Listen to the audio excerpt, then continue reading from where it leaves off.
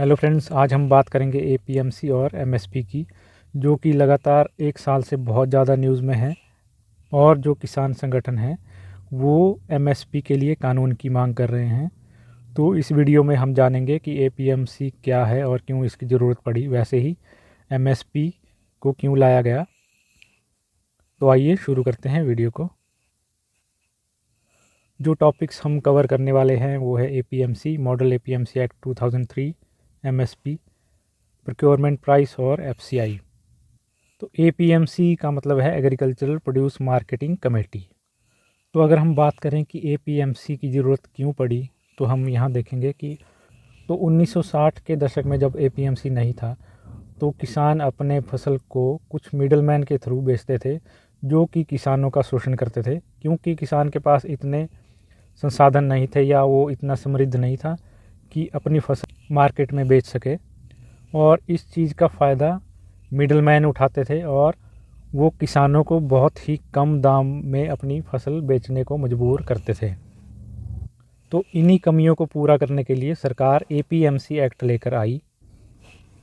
तो यहाँ हम देखेंगे कि एपीएमसी क्यों आया। To eliminate the exploitation by middleman. तो एपीएमसी एक्ट के तहत सरकार ने एक एरिया निर्धारित किया जिसको मंडी या एपीएमसी कहेंगे, और वहाँ पर कुछ लोग होंगे जिनको सरकार लाइसेंस देगी, और इनको हम कहेंगे कमीशन एजेंट्स या फिर आड़तिया हिंदी में। और जब भी कोई किसान यहाँ पर मंडी में अपनी फसल लेके जाएगा तो वहाँ पर ये आड़तिया ऑक्शन के थ्रू उनकी फसल को खरीदेंगे। तो जैसा कि मैंने कहा, एक मार्केट एरिया होगा और वहाँ पर कमीशन एजेंट्स होंगे जिनको सरकार लाइसेंस देगी, और वहाँ ऑक्शन के थ्रू कमीशन एजेंट्स या फिर आड़तिया किसानों से फसल खरीद सकते हैं। तो अब हम देखते हैं कि एपीएमसी की अच्छी बातें क्या रही। सबसे पहली बात तो यही है कि एपीएमसी के आने से जो मिडलमैन था या फिर बिचौलिया, वो ख़त्म हो गए और किसानों का शोषण कम हो गया। नेक्स्ट है इम्प्रूव्ड मार्केट एफिशिएंसी।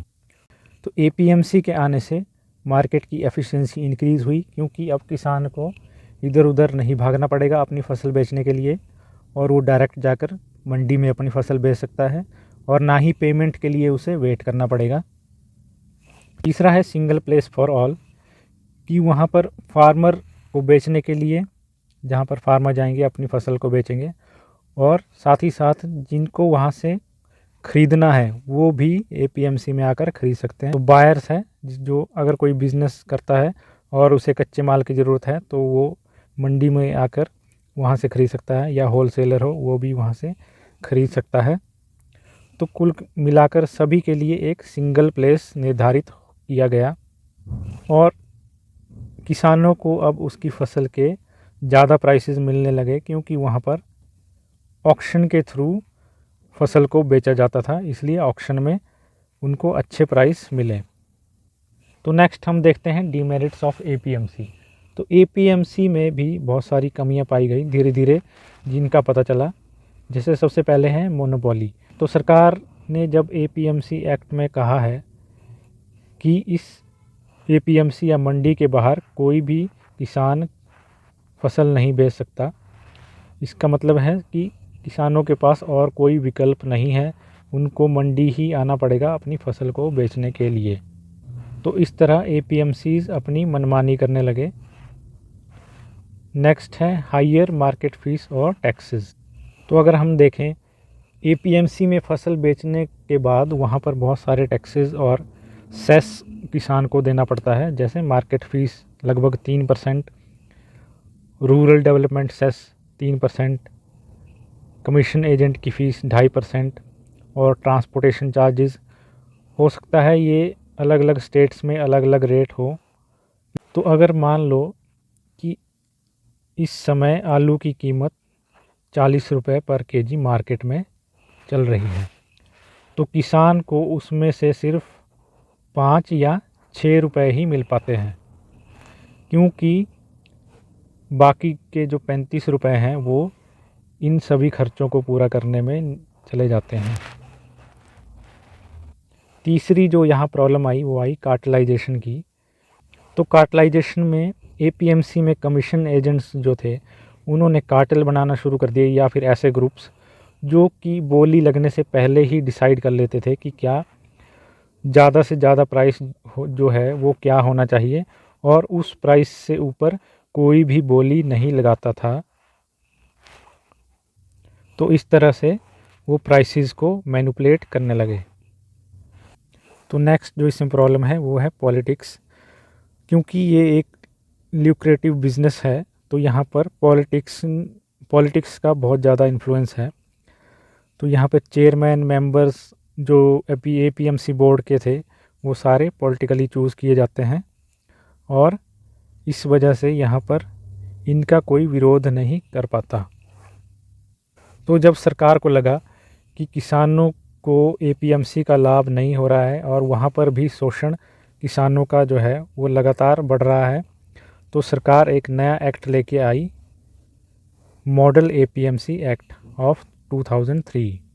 तो एपीएमसी एक्ट की कमियों को पूरा करने के लिए और साथ ही यहाँ पर एक बड़े एग्रीकल्चरल रिफॉर्म की ज़रूरत थी, तो उसके लिए सरकार मॉडल एपीएमसी एक्ट लेकर आई। तो सरकार ने यहाँ पर कहा कि किसान को अब एपीएमसी के बाहर भी अपनी फसल बेचने की छूट है।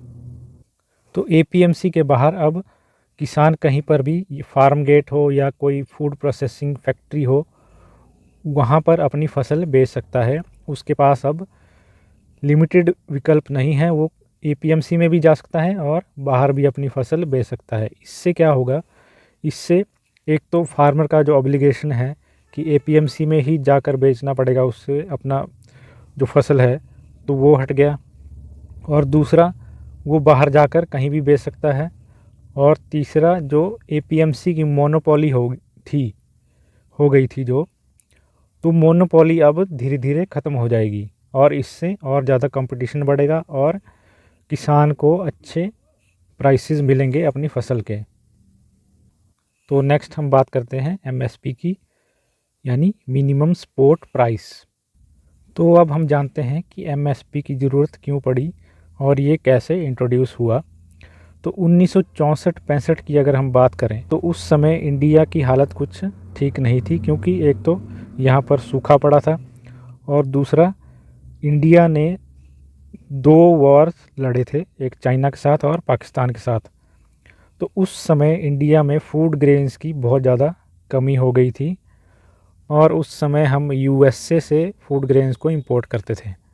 लेकिन यूएसए ने 1965-66 में वहाँ से बहुत कम एक्सपोर्ट किया इंडिया को, जिस वजह से इंडियन साइंटिस्ट है एक एमएस स्वामीनाथन, जिन्होंने इंडिया में ग्रीन रेवोल्यूशन को इंट्रोड्यूस किया। तो फूड ग्रेन्स की जो कमी थी और फूड सिक्योरिटी को लेकर हमें ग्रीन रेवोल्यूशन को इंट्रोड्यूस करना पड़ा ताकि इंडिया सेल्फ सफिशिएंट बन सके। तो सरकार ने फूड ग्रेन्स की पैदावार को बढ़ावा देने के लिए कहा कि जो भी राइस या वीट को, या फिर गेहूँ और चावल जो भी किसान उगाएगा उसको हम मिनिमम सपोर्ट प्राइस देंगे, यानी उसकी फसल को हम मिनिमम सपोर्ट प्राइस में खरीदेंगे। तो उस समय हमारे फूड एंड एग्रीकल्चर मिनिस्टर थे सी सुब्रमण्यम, जिन्होंने एमएसपी को इंट्रोड्यूस किया था इंडिया में। तो सी सुब्रमण्यम स्वामी ने एमएसपी के साथ साथ एग्रीकल्चरल प्राइस कमीशन और एफसीआई को भी फाउंड किया। तो एमएसपी की अगर हम हिस्ट्री देखें तो फूड सिक्योरिटी की वजह से इसको इंट्रोड्यूस किया गया था, जैसा कि मैंने बताया। और एग्रीकल्चरल प्राइस कमीशन जो कि 1965 में बनी थी, ये डिसाइड करती है कि कितना एमएसपी होना चाहिए। और अगर हम देखें कि एमएसपी क्यों इंट्रोड्यूस किया गया, to incentive for farmers to adopt technology with an aim of increasing the productivity of agricultural land. तो नेक्स्ट है हु डिसाइड्स एमएसपी। तो एमएसपी को कौन डिसाइड करता है? तो जैसा कि मैंने पहले भी बताया कि एग्रीकल्चरल प्राइस कमीशन जो कि 1965 में बनी थी, वो डिसाइड करती थी कि कितना एमएसपी होना चाहिए। उसके बाद 1985 में इसका नाम चेंज कर दिया गया commission for agricultural costs and prices. अब ये डिसाइड करती है कि कितना एमएसपी होना चाहिए और ये रिकमेंड करेगी किसको? CCEA को, cabinet committee on economic affair, जो कि एमएसपी के रेट्स को जारी करती है। इसमें 7 सीरियल्स हैं, 5 पल्सेस, 7 ऑयल सीड्स हैं और 4 कमर्शियल क्रॉप्स। 2004 में एक कमीशन बनाई गई अंडर MS स्वामीनाथन। तो इस कमीशन ने एमएसपी को डिसाइड करने के लिए एक फार्मूला बताया। तो इन्होंने कहा कि A2 एक ऐसी कॉस्ट है जो कि एक किसान ने अपनी फसल को उगाने में जितना पैसा खर्च किया है उसको हम A2 बोलते हैं। जैसे कि उसने कोई फर्टिलाइज़र ख़रीदे हैं, सीड्स ख़रीदे हैं, पेस्टिसाइड्स उसने यूज़ किए और लेबर अगर उसने हायर की थी तो उसको जो पैसा दिया, या कोई मशीनरी उसने यूज़ की उसमें जो खर्च आया, तो इन सभी को मिला के जो कॉस्ट बनेगी उसको हम कहेंगे A2। नेक्स्ट है A2 प्लस FL। A2 तो हमने देख लिया और FL यहाँ पर है फैमिली लेबर।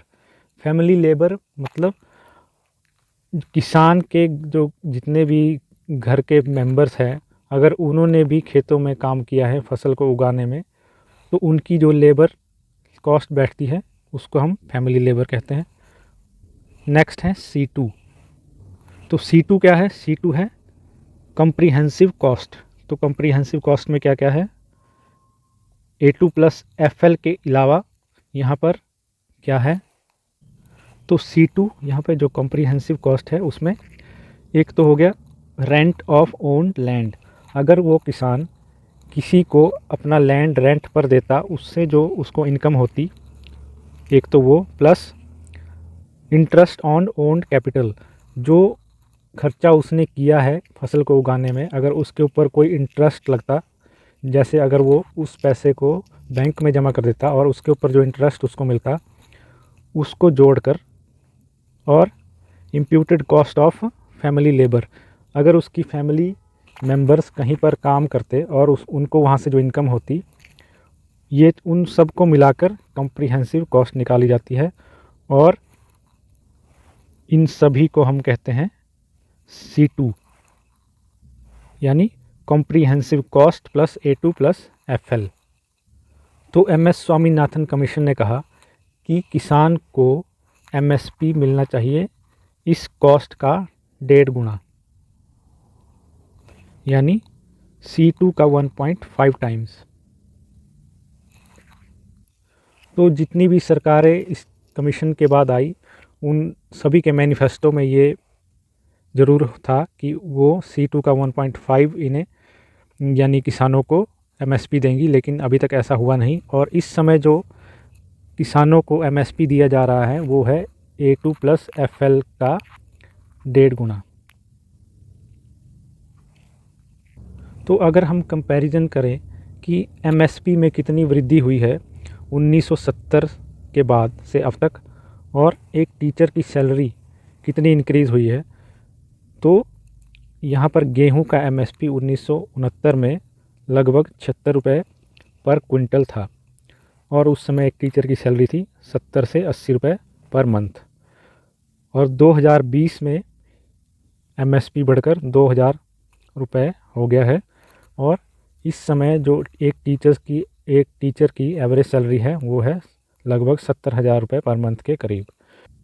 तो यहाँ से आप अंदाज़ा लगा सकते हैं कि पिछले 50 सालों में किसानों की आय कितनी कम बढ़ी है। तो नेक्स्ट हम देखते हैं डिसएडवांटेजेस, या फिर इसको हम कहेंगे प्रॉब्लम्स इन MSP। तो यहाँ पे सबसे पहली प्रॉब्लम हम देखते हैं कि ये सिर्फ 23 ही क्रॉप्स के लिए MSP इंट्रोड्यूस किया गया है, बाकी क्रॉप्स के लिए MSP नहीं है। तो ये एक बड़ी प्रॉब्लम है। बाकी क्रॉप्स के लिए भी एमएसपी होना चाहिए। नेक्स्ट जो प्रॉब्लम है वो है करप्शन। तो करप्शन कैसे है इसका हम एग्जाम्पल से समझते हैं। मान लो एक फार्मर है जिसके पास 1 क्विंटल गेहूं है और वो एपीएमसी यानी मंडी में जाता है अपना गेहूं बेचने के लिए, और उस समय जो एमएसपी है वो है 1800 रुपये पर क्विंटल। तो जब एपीएमसी में ये जाएगा तो एपीएमसी में इसे जो यहाँ के कमीशन एजेंट हैं वो कहेंगे कि हम आपको 1500 रुपये पर क्विंटल देंगे। तो फार्मर को पता है कि एमएसपी कितना है, 1800 रुपये। तो वो एफसीआई के पास जाएगा और एफसीआई में कहेगा कि आप मेरी फसल ख़रीद लो। लेकिन एफसीआई के कुछ अधिकारी जो एजेंट्स के साथ मिले होते हैं वो कहेंगे कि नहीं, हमारे पास अभी जगह नहीं है, आप अगले हफ्ते आओ या 2-4 दिन बाद आना।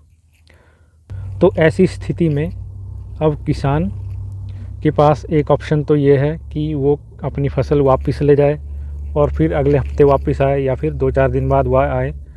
लेकिन उस समय अगर फिर से यहाँ पर उसको मना कर दी गई कि यहाँ पर जगह नहीं है, फिर से उसका ट्रांसपोर्टेशन का खर्चा होगा और बहुत सारी प्रॉब्लम्स उसको होगी।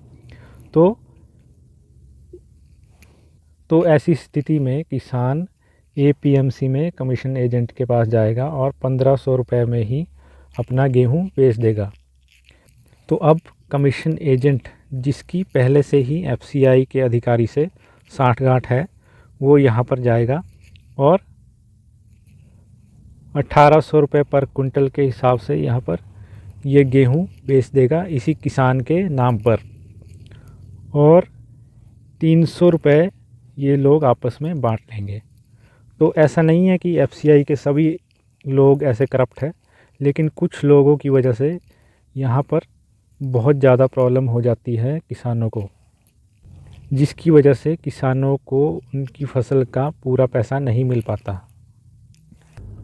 नेक्स्ट जो प्रॉब्लम है वो है वेस्टेज। क्योंकि सरकार के पास गोदामों की कमी है, एफसीआई है, एफसीआई के पास गोदामों की कमी है और उनके पास स्टोरेज की अच्छी फैसिलिटीज़ नहीं है, जिसकी वजह से गोदामों में या तो अनाज पड़ा पड़ा सड़ जाता है या फिर बारिश से भीग जाता है। तो उससे बहुत ज़्यादा वेस्टेज यहाँ पर होती है। नेक्स्ट यहाँ प्रॉब्लम है इन्फ्लेशन की। क्योंकि यहाँ पर डिमांड सप्लाई पर बेस्ड आपकी जो प्राइसेस है वो नहीं है। यहाँ पर मिनिमम स्पॉट प्राइस आप दे रहे हैं किसानों को, जिसकी वजह से मार्केट में गेहूं या चावल या फिर जिस क्रॉप्स पे एमएसपी मिल रहा है उनके प्राइसेस भी बढ़ जाते हैं। नेक्स्ट है वाटर प्रॉब्लम। जैसा कि आपको पता है कि राइस या फिर धान उगाने के लिए पानी की बहुत ज़्यादा ज़रूरत पड़ती है। तो हरियाणा और पंजाब में जहाँ पर सिंचाई के साधन नहीं है वो अंडरग्राउंड वाटर का यूज़ करते हैं, और वहाँ पर अंडरग्राउंड वाटर इतना ज़्यादा डिप्लीट हो गया है कि वहाँ पर कुछ सालों में वाटर टेबल बहुत ही ज़्यादा नीचे चला गया है। नेक्स्ट है क्रॉप पैटर्न।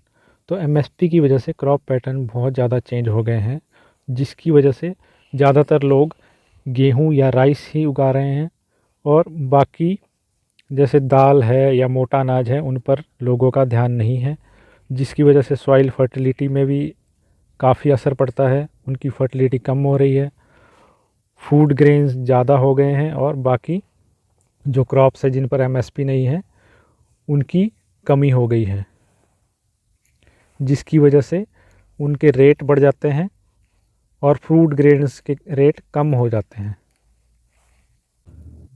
तो प्रोक्योरमेंट प्राइस वो प्राइस है जिस प्राइस पर एफसीआई एक किसान से फसल खरीदता है, और ये एमएसपी से लगभग ज़्यादा होता है और मार्केट प्राइस से थोड़ा कम होता है।